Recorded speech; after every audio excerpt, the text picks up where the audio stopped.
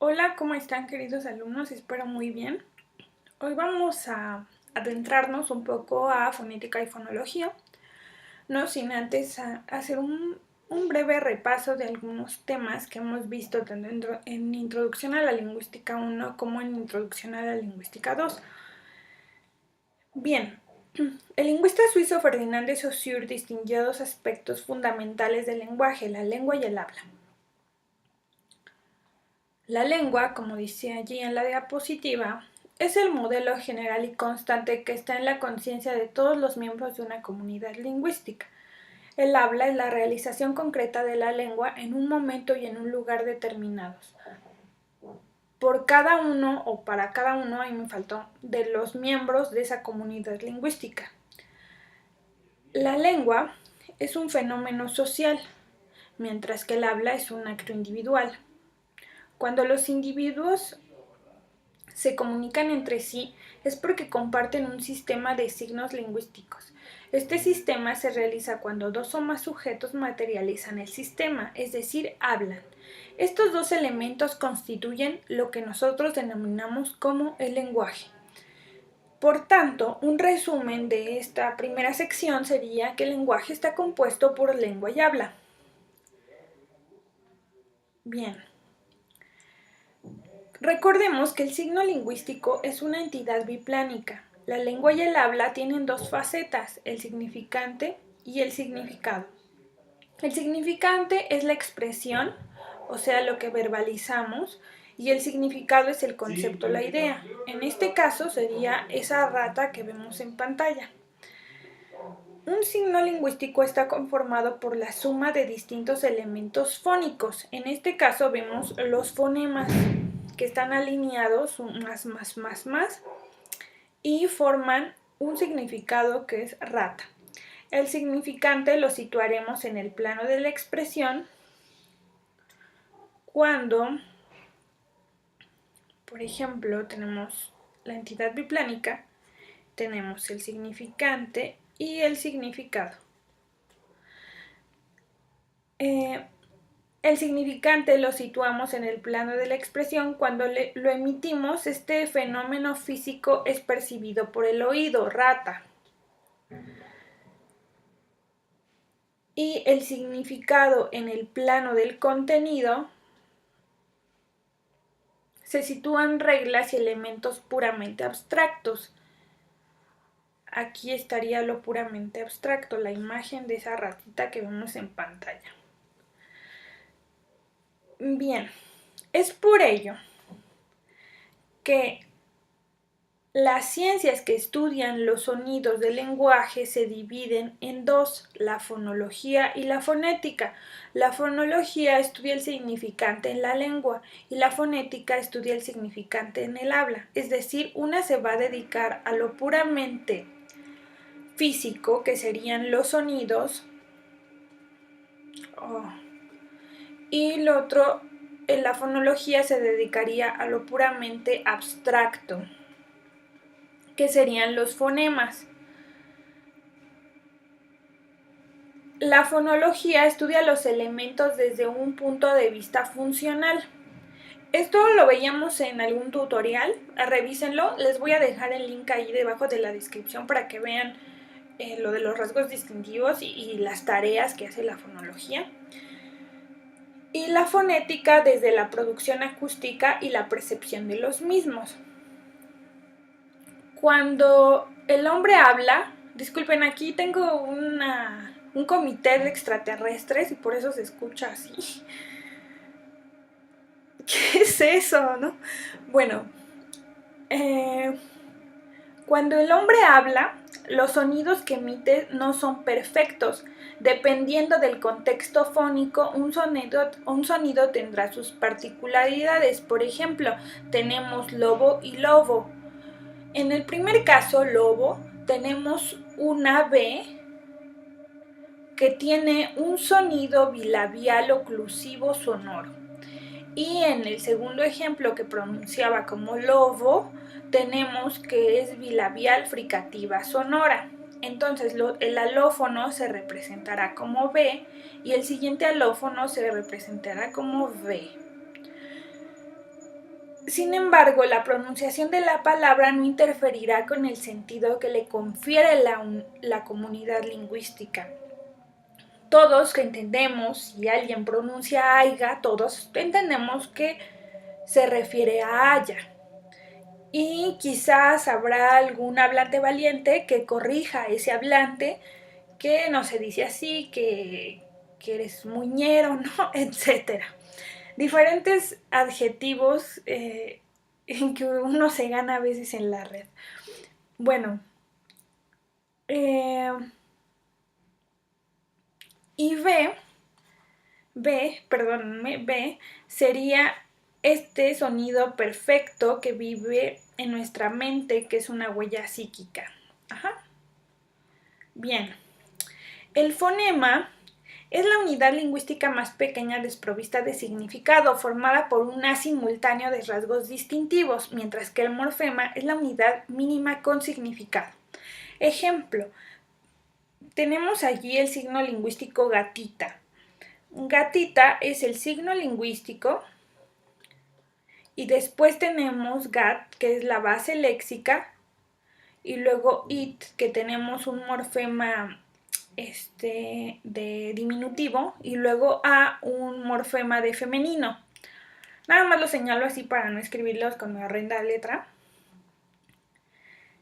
Pero en este último nivel,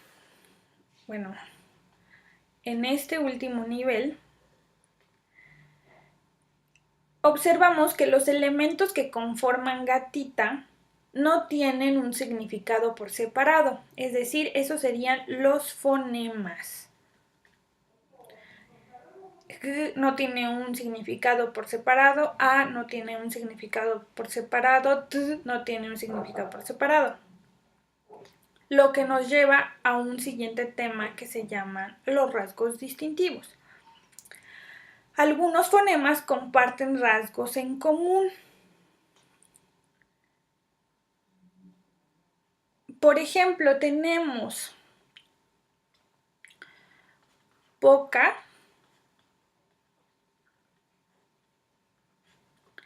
y boca.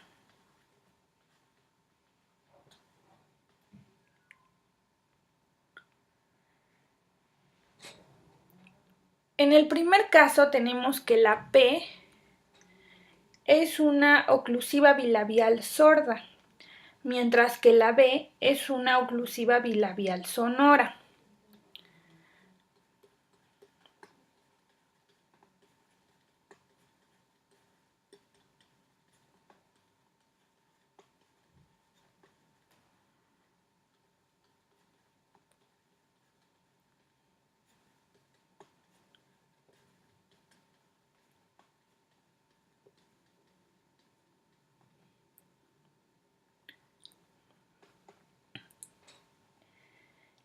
Los rasgos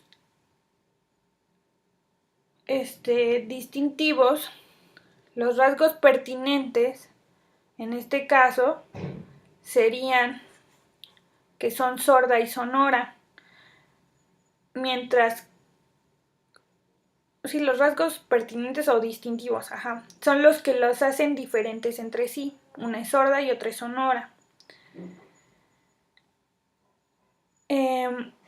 Por ejemplo, también tenemos que P es bilabial.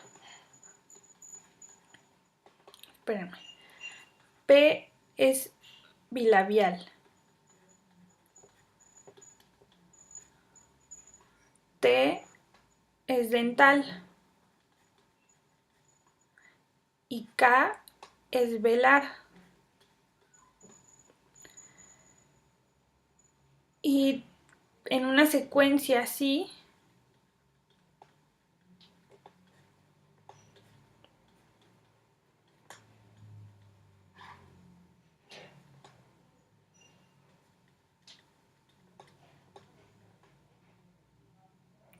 nosotros notamos las diferencias que hay entre esas palabras por las diferencias entre esas consonantes. Un cambio en ellos en la cadena hablada repercutirá a nivel significado, mientras que los rasgos no distintivos no. como en el caso de lobo y lobo.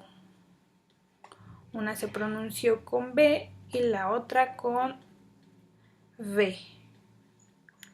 Ese sería un caso de rasgo no distintivo y esta de rasgo distintivo. ¿De acuerdo? Bien. Continuemos. Bueno, ahí está en resumen. Un cambio en la cadena hablada repercutirá en el significado, mientras que los rasgos no distintivos no. Conmutación y sustitución. Para identificar las unidades que conforman el significante de ese signo lingüístico y sus particularidades, se debe reemplazar un fonema por otro. Al reemplazar K por G, se dice que son conmutables. Podemos hacer el ejercicio. Que la canción.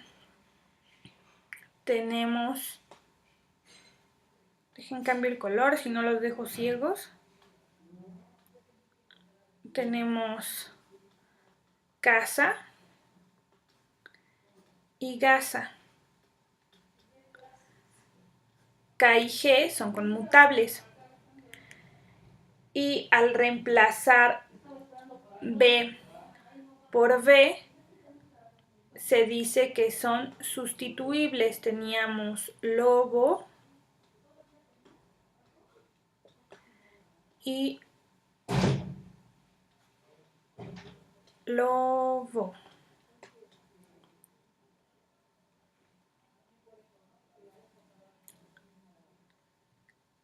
Bien, continuemos. Oposición y contraste. La oposición fonológica es la diferencia cuando comparamos dos fonemas. Por ejemplo, K y G.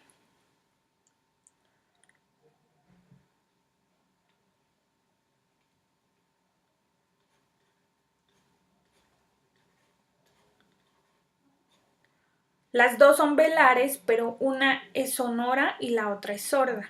Entonces, esa sería la diferencia, su sonoridad. Esa sería la oposición entre estos dos fonemas.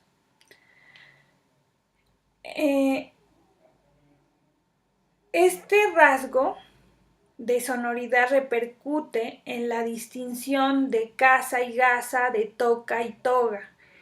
Cuando dos palabras comparten los mismos fonemas menos uno, por ejemplo, casa y gasa,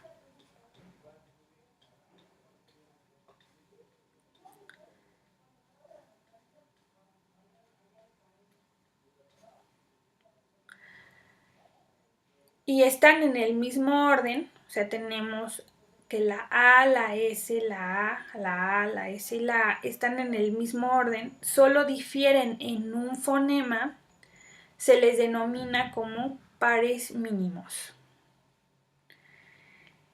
El contraste se da cuando las diferencias entre dos fonemas contiguos, por ejemplo, apto y apto,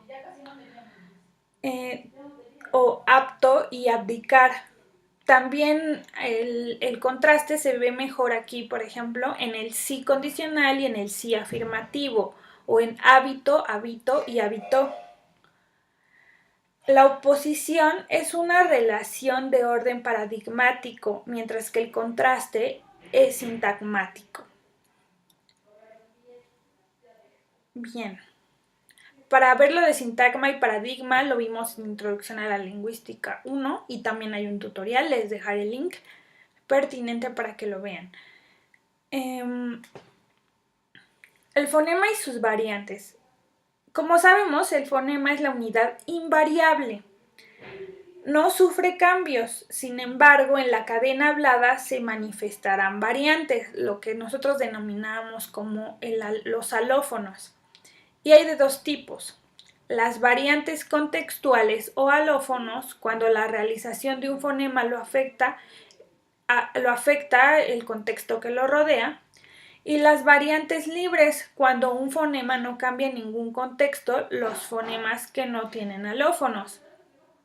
Por ejemplo, tenemos allí el ejemplo de bomba, pero les voy a dar otro ejemplo. Bueno, sí vamos a analizar bomba, pero también vamos a analizar ese barco. En este caso, la regla nos dice que la B, esta B, este alófono, se va a presentar después de una pausa,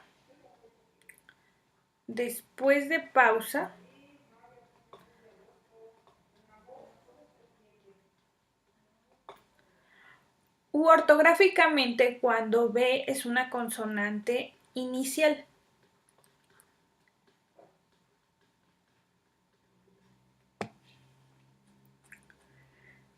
Y también se va a presentar después de consonante nasal.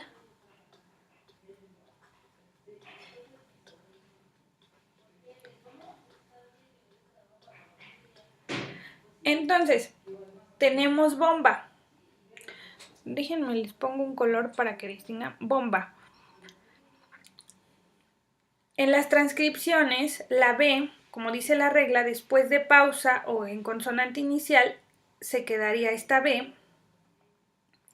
Bueno, la transcribiríamos así. Después de consonante nasal sigue esa B. Entonces la transcripción quedaría así. Pero ¿qué pasa en ese barco? En ese barco, esta B no está después de una pausa ni tampoco es una consonante inicial. Entonces allí sí pondríamos el alófono. Entonces la transcripción quedaría así.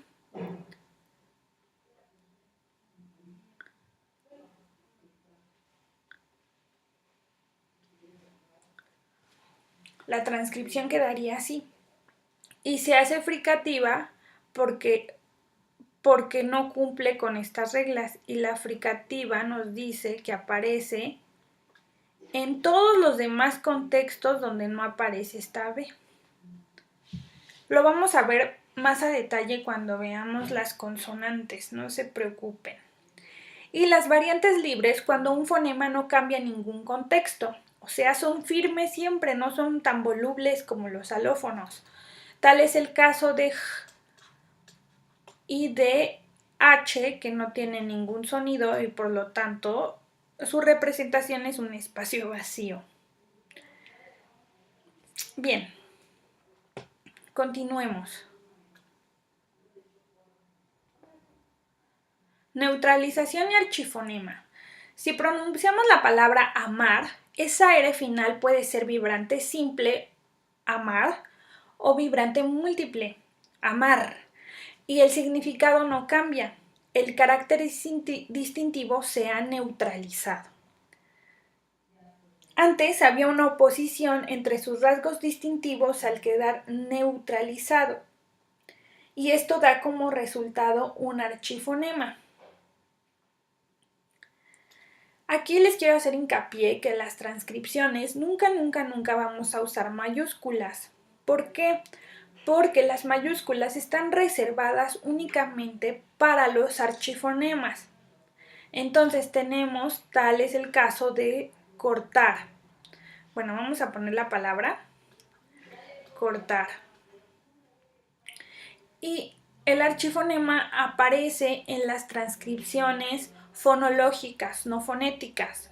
Las transcripciones fonológicas van a ir en barras y las transcripciones fonéticas en corchetes. Y como les digo, el archifonema únicamente aparece en las transcripciones fonológicas, la siguiente transcripción quedaría así.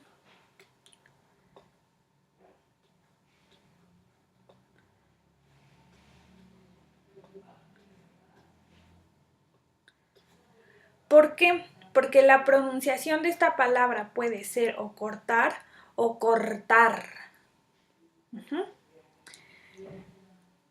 Bien.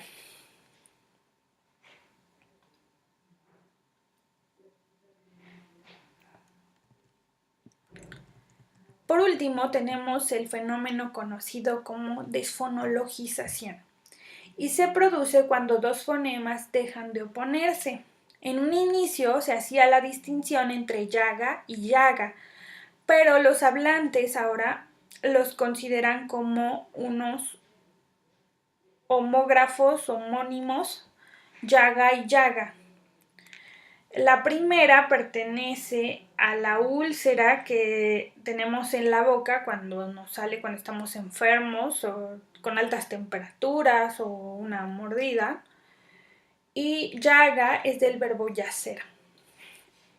Entonces ocurren que estos dos sonidos son tan similares que dejan de oponerse entre sí gracias a la pronunciación que tienen los hablantes. Y bueno, hasta aquí cerraríamos nuestro tema. Gracias por escucharme. Les mando un abrazo. Chao.